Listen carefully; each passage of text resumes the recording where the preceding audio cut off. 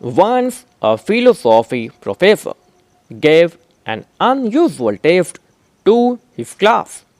He lifted his chair up and kept it on his table. Now he turned toward board and wrote, "Prove that this chair does not exist."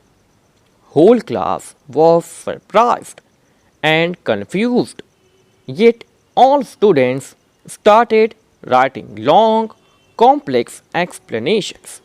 Among all, there was one student who completed the test in a minute and handed paper to professor, attracting surprised glances from his classmates and the professor.